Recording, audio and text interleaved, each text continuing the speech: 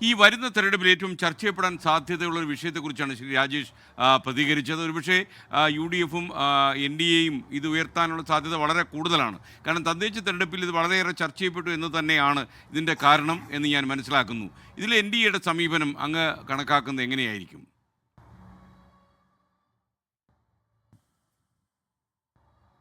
NDA സംബന്ധിച്ചിടത്തോളം ഞാനൊരു കാര്യം പറയാൻ ആഗ്രഹിക്കുന്നത്, ശബരിമല ഈ കേസിനെ സംബന്ധിച്ചിടത്തോളം കുറ്റവാളികൾ ആരൊക്കെ UDF-ലും LDF-ലും പെട്ടവരുണ്ട്, അത് അവർക്ക് ഉചിതമായ നടപടിയെടുത്ത് അവർ ശിക്ഷിക്കപ്പെടണം.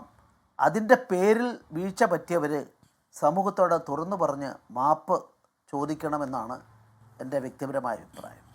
പിന്നെ ഈ കാര്യത്തിൽ ഒരു കാര്യം ഞാൻ ശ്രീ ശ്രീകണ്ഠൻ നായരെ ഓർമ്മിപ്പിക്കാൻ ആഗ്രഹിക്കുകയാണ്.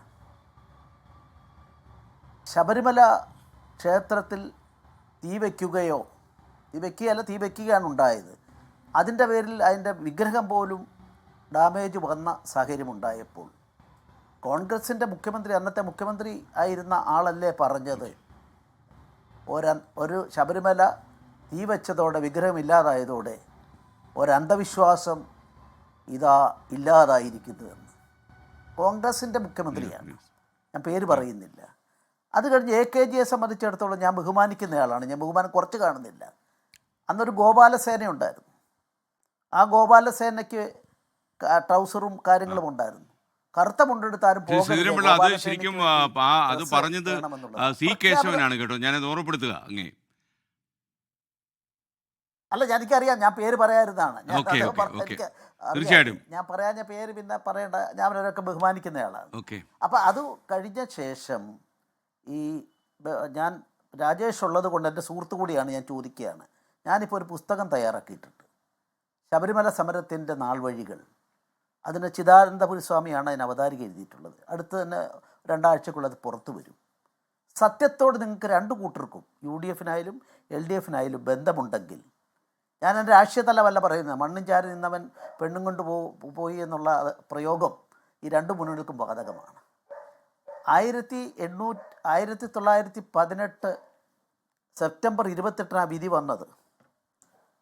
അത് കഴിഞ്ഞ് ആ വിധി വന്ന ഉടനെ തന്നെ ഞങ്ങൾ നടപ്പാക്കും എന്ന് പറഞ്ഞുകൊണ്ട് നടന്ന കാര്യങ്ങളെക്കുറിച്ച്, ശബരിമലയിലേക്ക് കൊണ്ടുപോയത്, പോലീസ് യൂണിഫോം ഇട്ട് കൊണ്ടുപോയതെല്ലാം ചരിത്രമാണ്. അത് വിശദീകരിക്കാൻ ഞാൻ ഈ സമയം ഉപയോഗിക്കുന്നില്ല. ഓരോ ദിവസത്തെയും അന്നത്തെ LDF-ൻ്റെ നടപടികൾ ഓരോ ദിവസത്തെയും ഞാൻ വ്യക്തമായിട്ട് ആരുടെ മുന്നിലും അവതരിപ്പിക്കാൻ സാധിക്കും.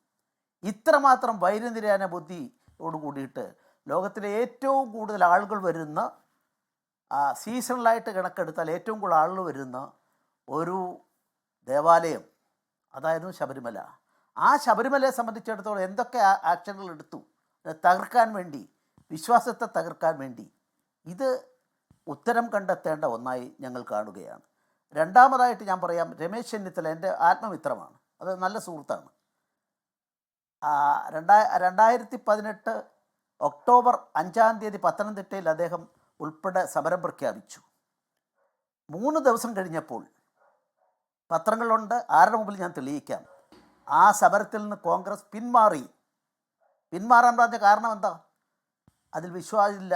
അന്ന് മുതൽ കോൺഗ്രസിൻ്റെ ACC ആസ്ഥാനത്ത് നിങ്ങൾ വെബ് പരിശോധിച്ചാൽ സ്ത്രീകൾ കടക്കട്ടെ എന്ന് പറഞ്ഞുകൊണ്ട് അവസാനം വരെ അതിൽ നിന്ന് മാറി നിന്ന ആളുകളാണ്. അതുകൊണ്ടാണ് ഞാൻ മണ്ണും ചാരി നിന്നവൻ പെണ്ണും കൊണ്ട് പോയി, അതൊക്കെ പ്രചരണത്തിൻ്റെ വിചിത്രമായൊരു ലോകമായതുകൊണ്ടാവാം. അതിന് ശേഷമുള്ള കാര്യങ്ങളെ സംബന്ധിച്ചിടത്തോളം ശബരിമലയിൽ കടക്കാൻ വന്ന ഒരു സന്ദർഭത്തിൽ 18-ാം പടിയുടെ താഴെ അങ്ങോട്ട് അവർ കടക്കും പോലീസ് സംരക്ഷണത്തോടെ. നിയമവിരുദ്ധമാണ്. പോലീസിൻ്റെ യൂണിഫോം മറ്റാരെങ്കിലും ഉപയോഗിക്കുന്നത് കടുത്ത ക്രിമിനൽ കുറ്റമാക്കിയ ഒരു നാട്ടിൽ അവരെ ആ ഡ്രസ്സ് ഇടിപ്പിച്ച് പോലീസിൻ്റെ യൂണിഫോം ഇട്ട് കൊണ്ടുപോയ അതിനപ്പുറം വഞ്ചന എന്താ ജനങ്ങളോട് ചെയ്യാനുള്ളത്? അപ്പോൾ ഇതെല്ലാം ചെയ്ത് ഈ രണ്ട് കൂട്ടരെ സംബന്ധിച്ചിടത്തോളം ഈ നടക്കുന്ന കാര്യത്തിൽ ഇത് ഒരു നമ്മൾ കാണുന്ന സമയത്ത് ഈ ഒരു സംഭവം മാത്രമല്ല, ശബരിമല എന്നും കൊള്ളയടിക്കുന്നതിൽ ഈ രണ്ടുപേരും ഒരേപോലെ കുറ്റക്കാരാണ്. അതിൻ്റെ അടിവേരുകൾ തേടിയാൽ ഇന്ന് തന്നെ ഒരാൾ വിളിച്ചു, ഞാനത് പറയുന്നില്ല, കോൺഗ്രസിൻ്റെ ഒരു ഉന്നതനായ നേതാവ്, എനിക്കെല്ലാം ഡോക്യുമെൻറ്റ്സ് തരാം ഇതിനോടൊക്കെ ബന്ധപ്പെട്ട, അതിലൂടെ അഭിപ്രായ വ്യത്യാസമുള്ള ആളായിരിക്കാം. അപ്പോൾ ഇത്തരത്തിൽ ജനങ്ങളെ കബളിപ്പിക്കുകയാണ്, ഈ കപടമായ നിലപാടുകൾ സ്വീകരിക്കുകയാണ്. അപ്പോൾ ഇത് വരുന്ന അവസരത്തിൽ യഥാർത്ഥ വിശ്വാസികൾ ഓക്കെ. ആ വിശ്വാസത്തിന് അനുസൃതമായി ശബരിമല ദേവസ്വം ഉൾപ്പെടെ സ്വതന്ത്രമാക്കി ജനങ്ങളെ വിശ്വാസികളെ ഏൽപ്പിച്ചു കൊടുക്കേണ്ടതിന് പകരം ഇതിനെ അവർ ചൂഷണം ചെയ്യാൻ വേണ്ടി ഉപയോഗിക്കുന്നു, നേട്ടങ്ങൾ ഉണ്ടാക്കുന്നു. അത് രാഷ്ട്രീയ നേട്ടമാക്കാനും രണ്ടു കൂട്ടർ ശ്രമിക്കുന്നു. ഞങ്ങളെ സംബന്ധിച്ചിടത്തോളം ഭഗവാന്റെ കാര്യത്തിൽ സമർപ്പിതമായ സമീപനമുള്ളവർ, ആ സമർപ്പിത ജീവിതമുള്ളവർ, അതുകൊണ്ട് ശബരിമലയ്ക്ക് വേണ്ടിയിട്ടുള്ള ഇഷ്യൂ ഈ തെരഞ്ഞെടുപ്പിൽ ഞങ്ങൾ ഉന്നയിക്കുമെന്ന കാര്യത്തിൽ യാതൊരു സംശയവും വേണ്ട. ഇത് ഞാൻ ഒരിക്കൽ ഉന്നയിക്കുമെന്ന് ഞാൻ പ്രസിഡൻ്റായിരുന്ന സമയത്ത് പറഞ്ഞതിൻ്റെ പേരിൽ എന്നോട് എനിക്കെതിരെ ഇലക്ഷൻ കമ്മീഷൻ, കേന്ദ്ര ഇലക്ഷൻ കമ്മീഷൻ മുമ്പാകെ സംസ്ഥാന ഇലക്ഷൻ കമ്മീഷൻ, അദ്ദേഹം പിന്നീട് കോൺഗ്രസിൻ്റെ രാജസ്ഥാനിലെ സ്ഥാനാർത്ഥിയായ ആളാണ്, അദ്ദേഹം കൊടുത്ത പരാതി ഞാനത് നേരിട്ട അതിലെനിക്ക് കുറ്റവിമുക്തനാകാൻ സാധിച്ച സന്ദർഭമൊക്കെ ഞാൻ ഓർക്കുകയാണ്. ഈ ചതിയും വഞ്ചനയുമാണ് രണ്ടു കൂട്ടർക്കും ശബരിമലയെ സംബന്ധിച്ചുള്ളത്. സുതാര്യമായ നിലപാട് BJP ഉയർത്തിപ്പിടിക്കും, ഇത് ഇഷ്യൂ ആയി കൊണ്ടുപോകും എന്നുള്ളതാണ് എൻ്റെ അഭിപ്രായം. ലോകത്തെവിടെയായാലും ഏത് സമയത്തും 24 വാർത്തകളും ഓഗ്മെന്റഡ് റിയാലിറ്റി പാക്കേജുകളും എക്സ്പ്ലെയിനറുകളും വിശദമായി കാണാൻ ഞങ്ങളുടെ യൂട്യൂബ് ചാനൽ നിങ്ങൾക്ക് സബ്സ്ക്രൈബ് ചെയ്യാം.